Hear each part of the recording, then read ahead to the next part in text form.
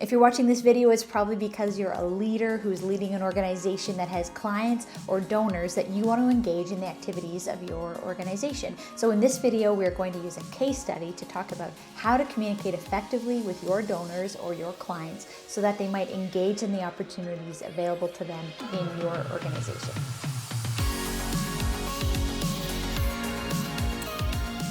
Hello my friends, welcome to Word Made Digital Tutorials. These tutorials are coming to you week after week as ministry leaders. We're trying to equip you in this digital world with how to communicate more effectively. So in this tutorial, we're going to be talking about how to talk to your donors, how to talk to the people who are maybe your clients or the ministry people that you serve, that you're trying to engage in opportunities in your organization. It's hard to communicate effectively, isn't it? To tell the stories, to try and compel people without making them feel sorry for you about all the things that you're doing as an organization. So we're going to be using a case study, which is a video update from Compassion Canada that's all about what they're doing in a particular region of the world right now with updates through COVID-19 and how they're engaging in the community and then how their donors can get involved. We're going to break it down step by step into what they're doing and how we can apply that to any context of how we can communicate more effectively with our donors.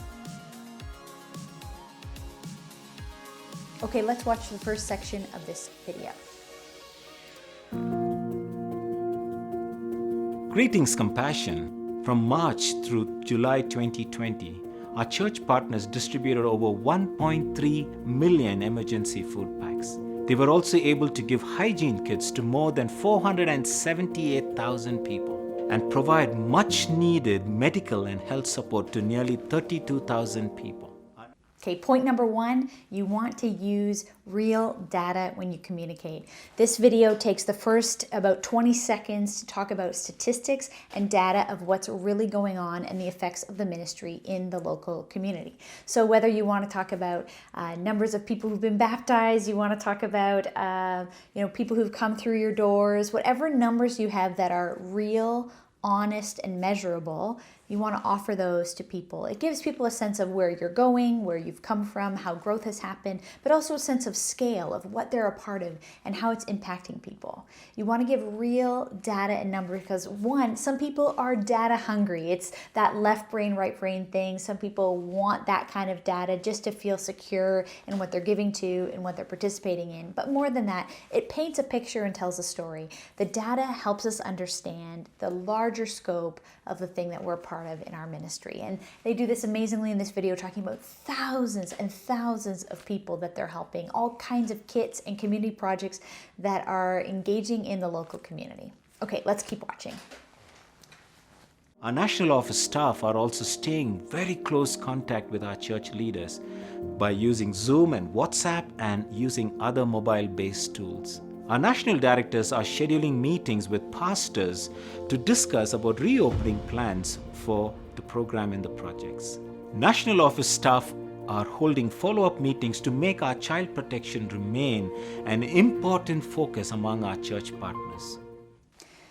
The next thing, after we've talked about stats and data and real numbers, the second thing that they're doing in this video that this illustrates is they don't start with the problem, they start with the solution. They're telling us here what they're actually doing and what they're actually involved with, what your money is doing as a donor and how they're using it.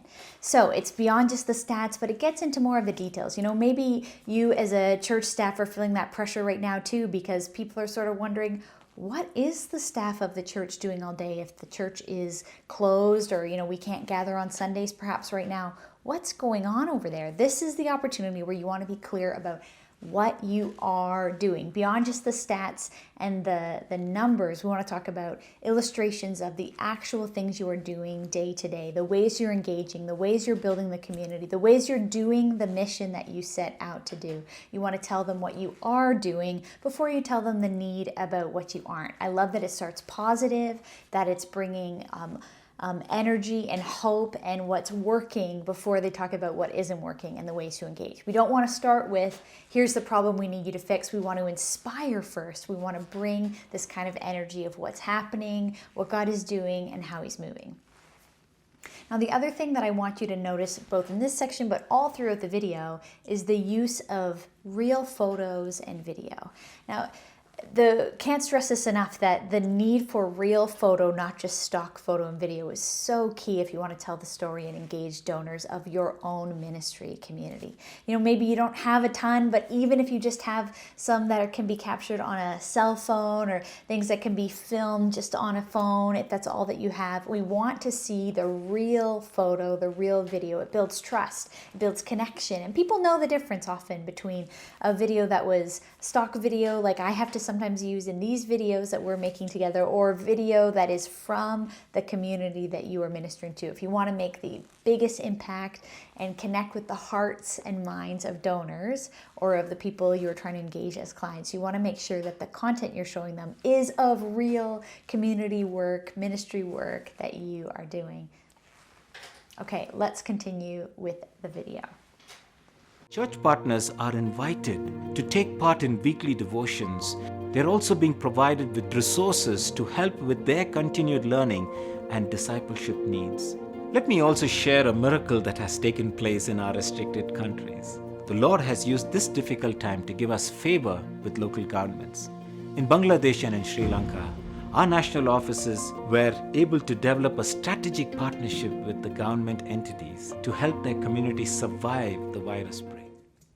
The next illustration that this video does so beautifully is it tells a real story. As this man speaking, he talks about, let me tell you about a miracle that's happened with a breakthrough with the local governments.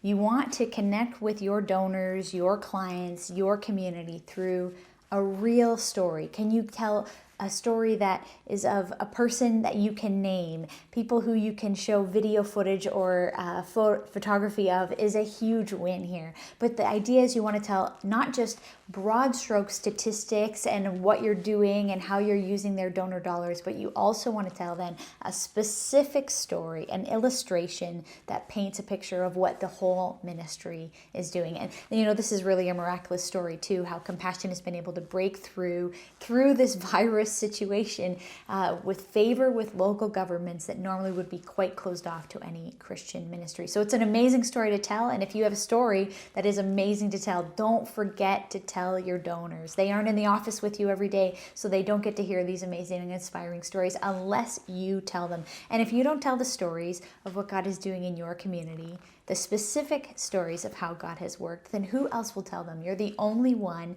who knows those stories in your own community, and so you must steward them and make sure you tell them. Now notice in this video too that they don't have a lot of fancy video from that story. They were just able to show a few still images that characterize the story. And so if you don't feel like you have enough video footage of that amazing story, it's okay. Even if you have just a photo from that story, it can create a great impact if you're using video to share with your donors or your ministry partners or your clients. Okay, let's keep going with the video.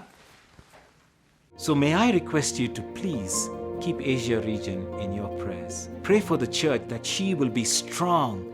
Pray for our staff as they fulfill their responsibilities and not get tired of doing good. And pray for the children in Asia, many who are part of families who have lost even the little they had. Remember. Okay, they've talked about the statistics. They've shared the broad picture of what they're doing. They've showed visuals, video, and photography of it. They've even shared a specific story. But the next thing that they do after that is finally they get to the need. They talk about the opportunity that you have as a donor, as a participant, as part of this community for getting involved. But notice it's way down the list of things. It's not the first thing that they start with. First, they're painting a larger picture of the story. They're inspiring people and encouraging people with what God is doing. And then later down the list, they actually begin to say, here's what you can pray for. Here's how you can give. Here's how you can get involved. You don't have the right to tell them how to get involved until you've had an opportunity to tell them how their dollars have already been at work.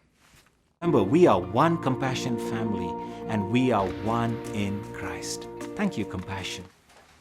Every great leader casts vision every chance that they get. If you are a leader, this is probably what you love to do. So I don't want you to miss the opportunity if you're inviting donors to engage in an opportunity to cast vision, to tell them why it matters, to share the bigger picture of what they're a part of, the purpose, the mission, the vision, the values of your organization. Just as this video so beautifully illustrates, whether it's just a sentence or you're able to go further into it, don't forget to bring people into the vision of why this matters. Not just that there's an urgent need, not just the statistics of what you're doing, but zoom out a little bit with them to the grand vision of what God is doing through your ministry work together and why you want them to be a part of it, why it matters to you, and then therefore why it will matter to them.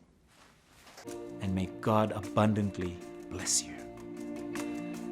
The last thing he does in this video as a leader that I don't want us to miss is that he acts very pastorally to the people that he's speaking to. Whether you're a pastor by title or not, it's important that we care for, shepherd, pastor the people that we're speaking to when we're trying to communicate to our client, our donor, our community, our partners. Why? Because everybody's going through a lot, and not only this year, but at any time. We're going through a lot in our own lives. We're stressed, we're busy, we're struggling, and we want to feel seen, we want to feel cared for, we want to feel part of something. So at the end of this video, he makes certain that he blesses and thanks and encourages the people that are that he's communicating to. And I want us to make sure that that's a checkbox, if we could have one, in every communication piece that we send out, whether it's email, it's a video, it's speaking live in front of people, it's a card that we write, however we're communicating with the people in our influence. We want to make sure that we're caring for them pastorally. It may not be something that comes natural to all of us, but we do want to show that we care. When we care for other people, I think also they do inevitably want to care for us and care for the things that we're talking about. But more than that, it is really better to give than it is to receive. And so we want to make sure that we're caring for those people pastorally every chance we get, asking them how they are doing before we tell them all the things we need their help with.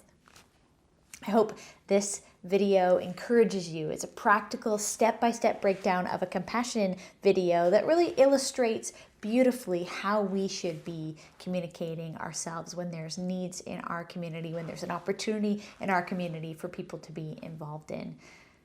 These videos come to you week after week, and it wouldn't be possible without partners and sponsors like Compassion, who are doing amazing work around the world. Compassion Canada has an opportunity for us to give at compassion.ca/gifts. If you're looking for a last-minute gift, if you're trying to figure out what to give people for not just Christmas, but really any time of the year, there's some amazing and fun and creative gifts that you can give there to give to someone you know, but then also give to someone in the global community as part of the church that we care for. Would love for you to check out compassion.ca/gifts to find out more about this amazing catalog of things that you can give. Thanks also, of course, the Canadian Centre for Christian Charities, who is with their 3,300 members, supporting them with all things like legal and HR and taxes and all kinds of things to do with governance, so that you can do the ministry and the work and the charity and the church work that you have been called to. So if you aren't yet a member, I want you to check out the link below and see what membership is all about. Okay, see you next week on the next tutorial.